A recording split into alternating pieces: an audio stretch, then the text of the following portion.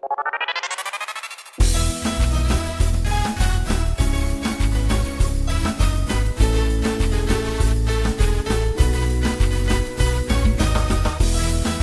hola, Dios les bendiga niños, me alegra saludarlos en esta hora, súper contenta por esta oportunidad que el Señor nos permite de estar aquí aprendiendo más de Él y para ser mejores cristianos, mejores hijos de Dios y ser ejemplo en medio de esta sociedad que tanto necesita nuestro Señor Jesucristo, ¿cierto?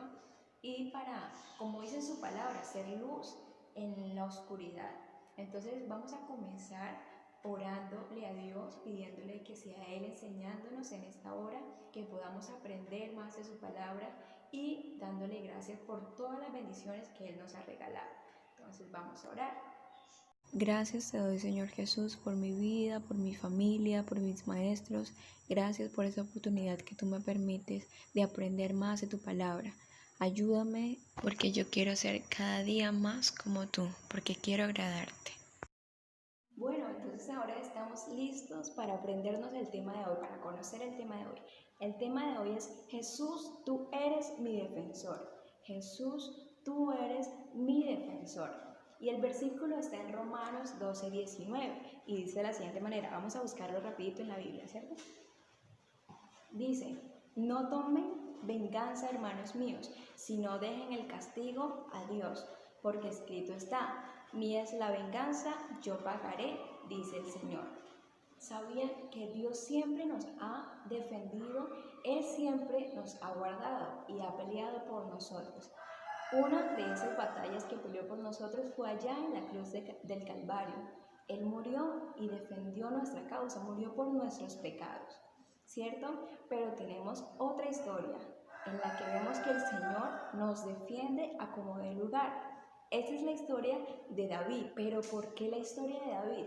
Bueno, resulta que David fue un jovencito que sufrió, a quienes sucedieron muchas injusticias, muchas cosas injustas. Una de ellas es porque David sabía que a pesar de que él no tenía corona en su cabeza, ya Dios lo había elegido como nuevo rey de Israel. Dios defendía a David. Él lo amaba muchísimo, de tal manera que lo ayudaba a ganar cada batalla a la que David se enfrentaba. Él siempre lo favorecía y le ayudaba.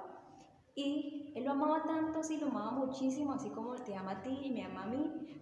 Tanto así que Saúl, que era el rey de Israel en ese momento, sabía que Dios amaba a David y que había dejado de amarlo a él porque él había hecho cosas que lo desagradaban. Cuando nosotros hacemos cosas que desagradan a Dios, su amor para con nosotros como que cambia un poquito, ¿cierto? Nos castiga un poco.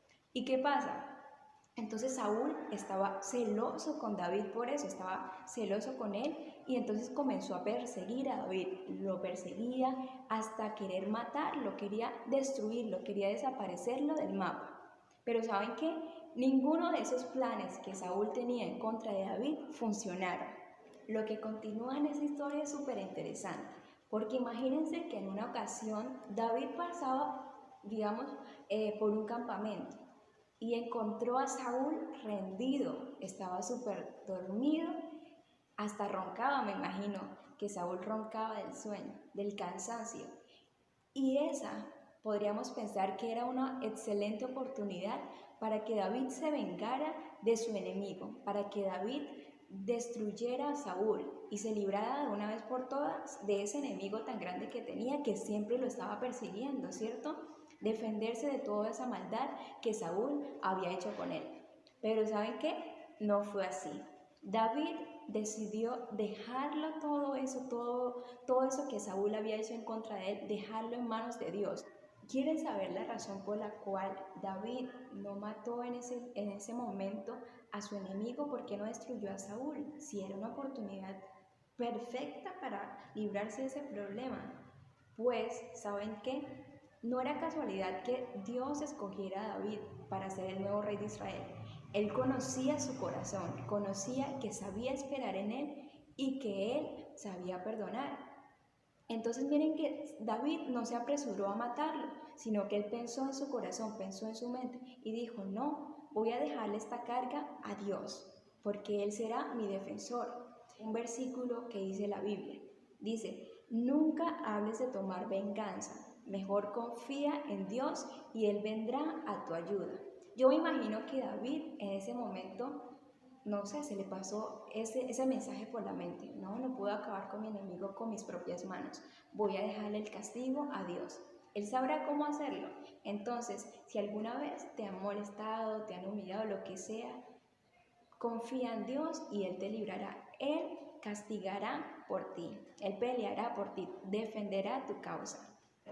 Para terminar, les voy a poner un ejemplo de la vida cotidiana, de algo que sucede comúnmente en nuestras familias o en nuestro entorno. Resulta que, por ejemplo, mi hermano viene y me pega un calvazo.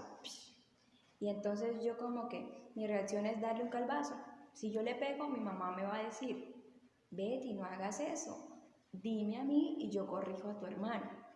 Lo mismo sucede con el Señor.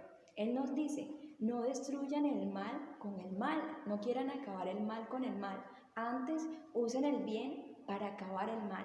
Porque imagínense, si yo le pego a mi hermano me pega, ¿cierto? Y yo le pego a él no se va a quedar con ese calvazo, él va a querer pegarme nuevamente y yo otra vez, y se forma la guerra.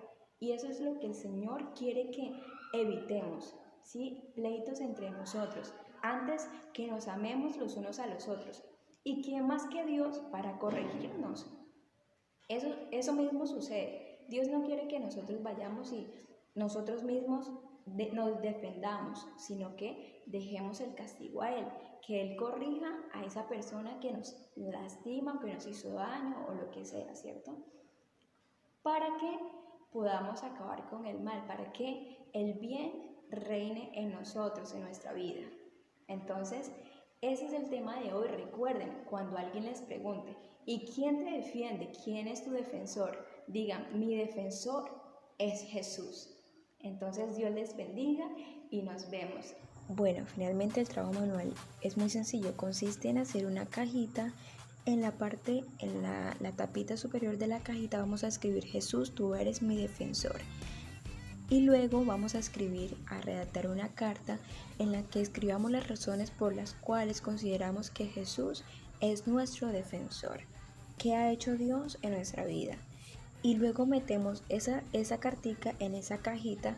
Esto nos ayudará a recordar cada vez que estemos tristes o débiles que Jesús siempre nos defenderá, que Él siempre nos ha defendido. Recordarnos a través de esa carta que Él siempre pelea por nosotros.